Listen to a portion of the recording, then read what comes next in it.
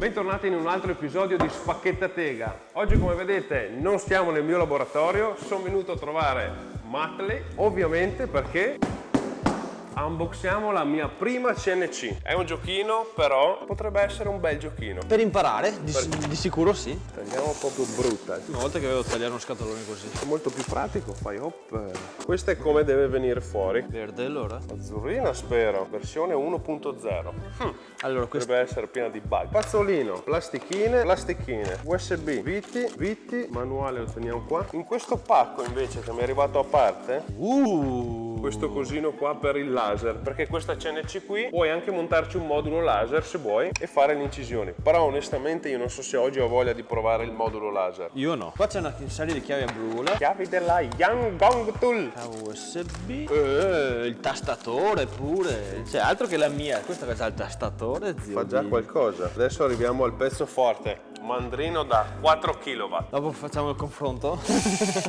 Magari una prima modifica sarebbe proprio da prendere un altro mandrino. Sì, ma intanto ci giochiamo Adesso con questa. sono curioso di vedere. Ah, perché vedi, anche le frese ti danno. Le frese da metallo, per fresare il metallo. Queste sono a metallo. Basta per intendere il tipo di pinza che ci può ospitare questo colletto, diciamo. Vabbè, spero di avere le pinze anche un po' più grandi perché così posso usare le frese del tuo corso. La R11, no, qualcuno se vuoi. Questi È proprio un gioco. Questi qua sembrano. Adesso tienili in mano, sembra quei giochi tipo i Nintendo tarocchi che compravi. Esatto. Hanno proprio quel feeling di taroccatezza. Quindi praticamente questo qua è il controller. Qua, sì, ci metti qua ci metti la scheda SD. SD con i file. Ah, quindi puoi farlo andare anche senza computer questo? Non c'è uno stop d'emergenza. Magari vediamo che c'è dopo. Potrebbe esserci. Qua abbiamo La struttura. questa. Però vedi che c'è un controller anche qua attaccato. E quella lì la base. E questa è l'altra base. Però, no, vedi. Bene, l'emergenza c'è, bella. Se vuoi spostarti manualmente la posizione dell'asse, bella. Comunque per giocare e imparare, questa qua non è male, eh. Tecnicamente, tu addirittura potresti azzardare, dopo che hai fatto pratica, a rifarti queste o a rifarti queste per allargarti la macchina. Ok, poi dovrei solo cambiare la vite. Esatto. Dai, montiamola, che sono curioso. Le spondine le vuoi? No.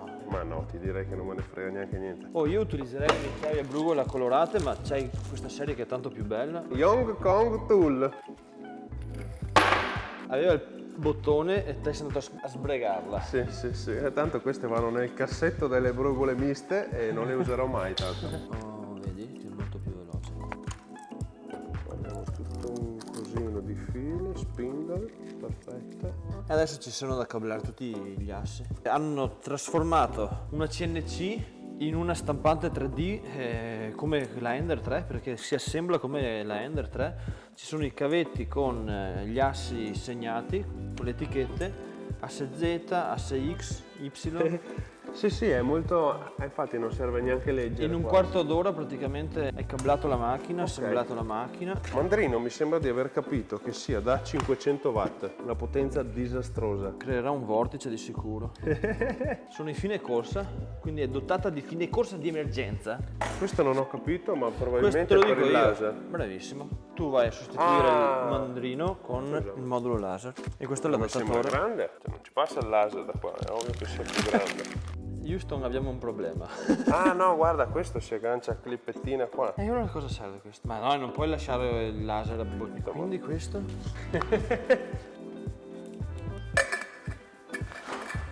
Ricordatevi. Anche questo va attaccato. Anche questo è qua. No, stavo guardando che non capivo, vedendo se mi è attaccato tutto, ma poteva essere più intuitiva, ma a quanto pare. La ventolina qua si è accesa. Ah, ok. Non serve neanche leggere. Facile che magari abbia messo questo storto io.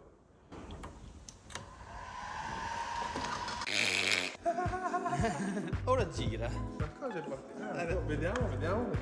Hai superato il livello. Ah! Possiamo usarla. Ok. Ecco, dopo non poche ore, siamo riusciti a farla andare, a programmarla per fare una piccola lavorazione. E ora la distruggiamo. Ora la distruggiamo questa. La piccola lavorazione è semplicemente una scritta Big Rocket fatta con le sue frese da 3 mm di gambo. Consigliatissime. Sconsigliatissime, però abbiamo queste. Fresa che sembra una per metallo con tutti i taglienti che ha. Sì, ha 4 taglienti, un'elica molto pronunciata, mi fa capire che non è adatta al legno, però dalle impostazioni che gli ho dato tecnicamente dovrebbe performare quel che può performare. Send, 3, 2, 1. Non mi ha attivato la fresa. Ah, ok. Ah, parte dopo. Senti che bel rumore da macina caffè.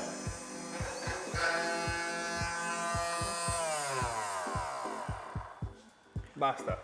Allora, ho sperato che la fresa riuscisse a fresare più facilmente, quindi ho messo una rampa molto diretta. Ok. E quindi devo mettere una rampa che vada più lentamente perché già ce l'ha inchiodata.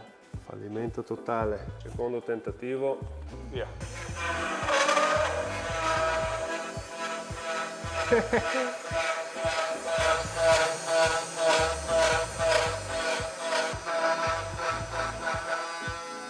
Cantato vittoria troppo presto. Not connected. Ah, si sconnette? Vediamo se è la volta buona. Tecnicamente siamo a posto. Vado. Vai. Allora, è una fresa positiva, quindi tira il trucciolo verso l'alto. Che faccia la bavetta è normale. Se è MDF è ben più comprensibile. Però già se non si blocca adesso.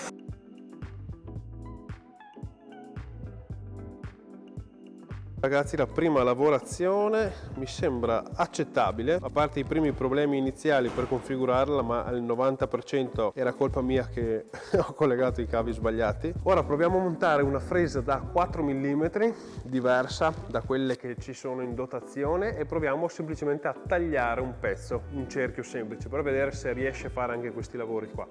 Io ho fatto delle ricerche molto veloci, ho visto che online alcuni ci fresano anche l'alluminio, rimango un po' perplesso da questa cosa qua.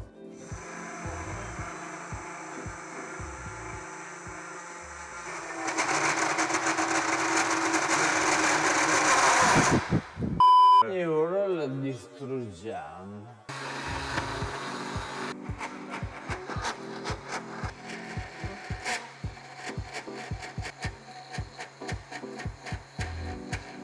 Posso fermare? Così ti spiego. Allora, qua tu puoi farla lavorare, non con questa fresa qua. Con le Deve frese avere più piccole. una fresa che abbia un minimo di tagliente, cioè 1 centimetro di tagliente. Qua ha 25 mm di tagliente. Ciò significa che lo sforzo è molto lontano dal mandrino. Se tu hai una roba che ha un tagliente corto. Bravissimo, se tu tieni il tagliente più vicino a dove dovrebbe essere solido, Ok. Diciamo che per chiudere questo unboxing, primo test prova. tra parentesi agonia. Tra parentesi, storto già un mandrino. Bene come primo giocattolo per imparare. Sì, su questo ti Se fai uno le ossa. vuole capire più o meno tutto il processo da progettazione, Passaggio dei passare file. post processor, andare qui, Zero pezzo, zero macchina non esiste. fare le prime cose, ok, perché con pochi soldi te la porti a casa. Incisioni, fattibili. perché anche prima quella lì inciso 1 mm è andata benissimo. Tagli, Io sono andato giù 3 mm qui, con una fresa da 6 mm di diametro, un avanzamento di 700 mm al secondo, e puoi andare giù 2, puoi andare giù 1, ma vai a riscaldare il tagliente e quindi dopo un certo punto rovini la fresa e magari ti inizia a bruciare il legno. penso di usarla solo per fare incisioni piccole su robetta di metallo.